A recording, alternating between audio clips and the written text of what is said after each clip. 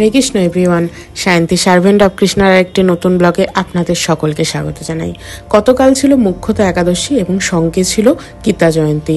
তো গীতা জয়ন্তী মহোৎসবে আমি বাড়িতে কিভাবে গীতা জয়ন্তী সেলিব্রেট করেছি সেটাই আপনাদের সাথে শেয়ার করব। তো চলুন ভিডিওটা স্কিপ না করে পুরোটা দেখতে থাকুন। হরে কৃষ্ণ, গতকাল মানে 1 ডিসেম্বর ছিল গীতা জয়ন্তী। তো গীতা জয়ন্তীর দিনই গীতা নিয়ে বসে গেছি সকাল সকাল গীতা পাঠ করতে। অন্যান্য দিন এই সময় আমি জব করি, কিন্তু আজকে ভাবলাম শ্রীমদ্ ভগবত গীতা যথাযথ, যেটা কৃষ্ণকৃপা শ্রীমূর্তি ছিল অপরাজানন্দ ভক্তি বেদান্ত স্বামী প্রভুপাদের লেখা সে গীতা। এবং গতকাল ছিল গীতা জয়ন্তী। গীতা জয়ন্তী মানে যেদিন কৃষ্ণ অর্জুনকে সর্বপ্রথম গীতার যে জ্ঞান সেটা দান করেছিলেন। তো সেই গীতা জয়ন্তীর দিন, শুভ গীতা জয়ন্তীর দিন প্রত্যেকটা শ্লোক যদি আমরা প্রত্যেক একদিনে পাঠ করতে পারি, তার থেকে বড় কৃপা আর কিছুই আসে না।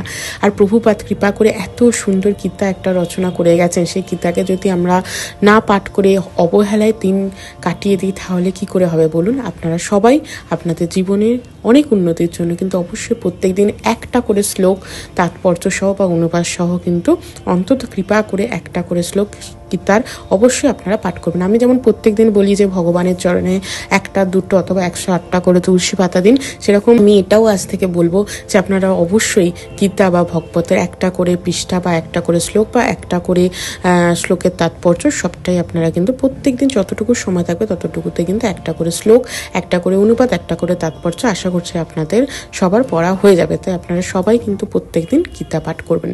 যেহেতু গতকাল গীতা জয়ন্তী ছিল মানে 1 ডিসেম্বর এবং সঙ্গে ছিল মুখ্যত একাদশী, তাই দিনটা তো আরও শুভ ছিল। একে তো একাদশী, তার উপর আবার গীতা জয়ন্তী। তো আজকে মন্দিরে আমি গীতাটাকেও রেখে ফুল দিয়ে একটু সুন্দর করে সাজিয়ে দিয়েছি। আর অবশ্যই সারাদিন একটু আধটু করে যখন সময় পাবো তখনই গীতা পাঠ করব। আজকে তো গীতার যদি প্রত্যেকটা শ্লোক থরলি পড়া যায় তাহলে তো আরও কৃপা লাভ করা যায়। আর আমাদের প্রভুপাদ এত কৃপা করে গীতা, ভগবত, চৈতন্য চরিতামৃত সমস্ত কিছু রচনা করে গেছেন, সেগুলো আমাদের সবসময় পড়া উচিত। আমাদের দীক্ষা হয়ে গেছে, তো সবসময় প্রভুপাদের গ্রন্থ কিন্তু আমাদের প্রচার এবং নিজেদের আচার মানে পড়া উচিত সবসময়। তো অন্যান্য দিন তো আপনাদেরকে মঙ্গল আরতি দেখাই, আজকে ভাবলাম দর্শন আরতি দেখাই। দর্শন আরতিতে প্রথমেই কিন্তু নৃসিংহ ভগবানের স্তব করে নৃসিংহ ভগবানের আরতি হয়। আপনারা অনেকেই জানেন উগ্রং বীরং মহাবিষ্ণু, এটা হচ্ছে নৃসিংহ ভগবানের স্তব, যেটা আমি ডেসক্রিপশনে দিয়ে রাখবো, আপনারা চাইলে চেক করতে পারেন। এবং তারপর কিন্তু একে একে পঞ্চতত্ত্ব ভগবান এবং তারপর রাধা মাধব, তারপর গুরু পূজা করে কিন্তু দর্শন আরতি কমপ্লিট হয়। তো প্রত্যেকটা ভজন কী আছে আমি সেটা ডেসক্রিপশন লিঙ্ক দিয়ে রাখবো। তো শুধু এই আরতির মেইন হচ্ছে প্রথমে নৃসিংহ ভগবানের আরতি হবে, আর তারপর হচ্ছে রাধা মাধব গোবিন্দ এবং পঞ্চতত্ত্ব ভগবানের এক এক করে, প্রথমে পঞ্চতত্ত্ব ভগবান তারপর রাধা মাধবের আরতি হয়। তো আপনারা অনেকেই মায়াপুর টিভিতে দেখেন, খুব সুন্দর করে দর্শন আরতি হয়। তাই ভাবলাম আমি তো অন্যান্য সমস্ত আরতি আপনাদেরকে দর্শন করিয়েছি, আজকে দর্শন আরতিটাই না হয় দর্শন করাই। তো আজকে রাধা মাধব এবং আমার ছোট্ট গুবলুকে সিঙ্গার থেকে আরম্ভ করে সমস্ত কিছু হয়ে গিয়েছিল, খুব সুন্দর করে সাজানো হয়ে গিয়েছিল। আর এইদিকে আমিও প্রসাদ বানাবো, তার আগে প্রভু এখানে আরতি করছে দর্শন আরতিতে, সে আরতিটাই আমি দর্শন করতে এলাম। এত সুন্দর একটা দিনে যদি একটু ভগবানের সেবায় নিজেকে আরেকটু বেশি করে সময় নিযুক্ত করতে পারি, তার থেকে বড় আর কি ভালো হয়। আমি তো সবাইকে বলবো অন্তত কমপক্ষে আপনারা যতটুকু সময় পান নিজেদের লাইফে ততটুকু ভগবানের সঙ্গে ভগবানের সান্নিধ্যে কাটান, দেখবেন খুব ভালো লাগবে। দেখবেন একটা পজিটিভ যে ভাইবস সেটা সবসময় নিজেদের মধ্যে কিন্তু চলে আসবে। তো সকালবেলা থেকে একাদশী রন্ধন করতে চলে এসেছি। একাদশীর দিন করছি ফুলকপি আলু রসা। ফুলকপি আলু অবশ্যই সানফ্লাওয়ার অয়েলে আমি একটু হালকা করে ভেজে নিচ্ছি, আর দেবো সিন্ধুক লবণ, আদা, জিরে, কাঁচা লঙ্কা। আর একটা কি হয়েছিল, কালকে যেই আমি ফুলকপি আলুর রসাটা বসিয়েছি গ্যাসেতে, গ্যাসটা হয়ে গিয়েছিল শেষ। আর আমাদের না একটাই সিলিন্ডার, এখনো ডাবল সিলিন্ডার নেই। তো সেই কারণে আমার এখন অকথ্যা ইন্ডাকশান আর একটা ছোট মিনি গ্যাস আছে সেটাই। তো এখন ইন্ডাকশানে বসিয়ে দিয়েছি সাবুর পরমান্ন করতে। তো সাবুর পরমান্নতে নর্মালি সাবু, বড় সাবু, চিনি, কাজু কিশমিশ এইগুলো দিয়ে আমি সাবুর পরমান্ন করি। এর আগে আমি সাবুর পরমান্ন অনেকবার দেখেছি, তাই ভাবলাম আজকে ছোটো করে আপনাদেরকে একটুখানি দেখিয়ে দিই। দেখুন দুধ, সাবু, অল্প করে দিয়েছি এলাচ আর চিনি দিয়ে সুন্দর করে সাবুর পরমান্ন করে ফেলেছি। এবার আসছি বাকুইটের যে পরোটা বা রুটি হয় সেটা দেখানোর জন্য। আপনারা অনেকেই বাকুইটের কীভাবে রুটি বা পরোটা হয় সেটার একটা ভিডিও দিতে বলেছিলেন। প্রথমে কি হয়েছিল, অনেকক্ষণ ধরে বাকইটটাকে ভিজিয়ে রেখেছিলাম। তো বাকইটটাকে ভিজিয়ে সেটাকে ভালো করে একদম মিহি করে পেস্ট করে সেটার এখন আমি ভালো করে একদম সবটা পেস্ট করে নিয়েছি। ওপর থেকে দেখুন একটু জিরে আর আদা বাটা দিয়ে দিলাম, কাঁচা লঙ্কা বাটা। বাকইটটা কিছুক্ষণ ভিজিয়ে রেখেছিলাম, মানে আধ ঘন্টা থেকে 1 ঘন্টার মতন। তারপর প্লেন মানে আর কিছু না দিয়ে জল দিয়ে মিহি পেস্ট করে নিয়েছিলাম। তার উপরে একটু আদা, জিরে, কাঁচা লঙ্কা আর সিন্ধুক লবণ দিয়ে দেখুন ভালো করে একদম মিহি করে যেহেতু পেস্ট করে দিলাম, একদম ভালো করে মিশিয়ে নিচ্ছি। আর কিন্তু কিছুই দিইনি, জাস্ট এই সামান্য উপকরণগুলোই দিয়েছি। দিয়ে কিন্তু আমি বাকইটটাকে সুন্দর করে রেডি করে নেবো। তো ওইদিকে তো আমার সাবু হয়ে গিয়েছিল, সাবুর পরমান্ন। আর তারপর ফুলকপিটাও একটু ইন্ডাকশনে করে নিচ্ছি। আর এটাকে না একটু বেশি করে ভালো করে তুলে নিচ্ছি, যাতে জিনিসটা খুব ভালো করে রেডি হয়ে যায়। তো এবার এইখানে আমি একটা তাওয়া বসিয়ে প্রচুর গরম করেছি, মানে ভালো একটা প্রিহিটেড করে অল্প একটু তেল ছড়িয়ে এই দেখুন বাকইটটাকে একদম ধূসার মতন করে চারিদিকে কিন্তু ফেলে দিচ্ছি।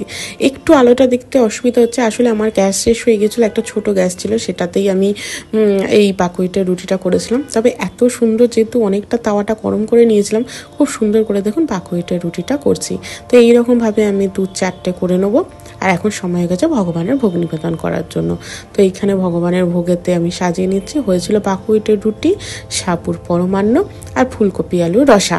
নর্মালি এই দিনকে অনেকে অনেক কিছুই পায়, কিন্তু আমরা সানফ্লাওয়ার অয়েল, নর্মাল সিন্ধুক লবণ, আদা, জিরে, কাঁচা লঙ্কা আর পরমান্নের জন্য অল্প একটু এলাচ দিই।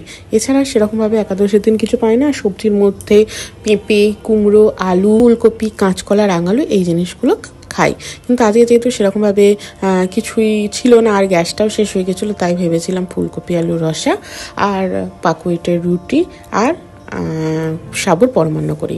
আর এদিকে ফল আমান্য করে নিয়েছিলাম। ফলের মধ্যে ছিল পেয়ারা, লেবু আর শশাটা মোটামুটি আমাদের একাদশীতে সবসময়ই থাকে। শশাটা ভীষণ ভালো একাদশীর জন্য।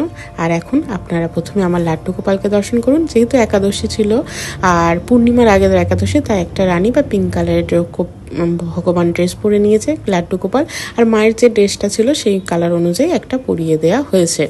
রানী কালার বা পিঙ্ক কালার ড্রেসটা আমাদের কাছে তখন ছিল না, সেই কারণে কালকে ভগবানের বিগ্রহকে পরানো নেই, বাট লাড্ডু গোপালের যেহেতু ছিল তাই পরিয়ে দেওয়া হয়েছে। এবং বৃন্দা দেবীকেও দেখুন একটু হালকা রানী কালারের ওপর একটা ড্রেস পরানো হয়েছে।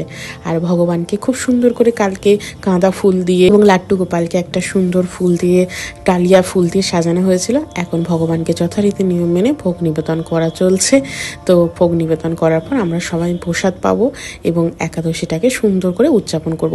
একাদশীর পরের দিন হয় পারণ, মানে আজকে ছিল পারণ, সেই ভিডিও আপনাদেরকে আমি নিয়ে আসবো।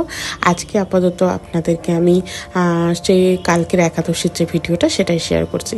তারপর যথারীতি নিয়ম মেনে ভগবানকে প্রথমে অর্চন করিয়ে দিয়েছি এবং তারপর ভগবানের দেখুন বাঁশিগুলোকে রাখছি, কারণ ভগবান এখন ভোগ গ্রহণ করবে।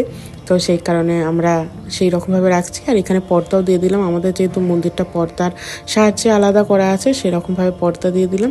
আর তারপরে এখন ভগবানের আচমন এবং সমস্ত কিছু করে দেবো, করে কিন্তু ভোগটাকে তুলে আমরা সবাই সুন্দর করে একাদশীর প্রসাদ পাবো। তো ভোগ তোলা হয়ে যাওয়ার পর একটু আরতি করতে হয়, সেটাই এখন করে দিচ্ছি। করার পর কিন্তু ভগবানের ভোগ রেডি হয়ে যাবে এবং আমরা সবাই মিলে একসাথে প্রসাদ পাবো। তো এই ছিল আমার গতকালের গীতা জয়ন্তী এবং মুখ্যত একাদশীর ভিডিও। কেমন লাগলে অবশ্যই কমেন্ট করে জানাবেন। ভালো লাগলে একটা লাইক করে দেবেন। আর যারা এখনো সাবস্ক্রাইব করেনি প্লিজ সাবস্ক্রাইব করে দেবেন। দেখা হবে নতুন আরেকটা ভিডিও নিয়ে। হরে কৃষ্ণা।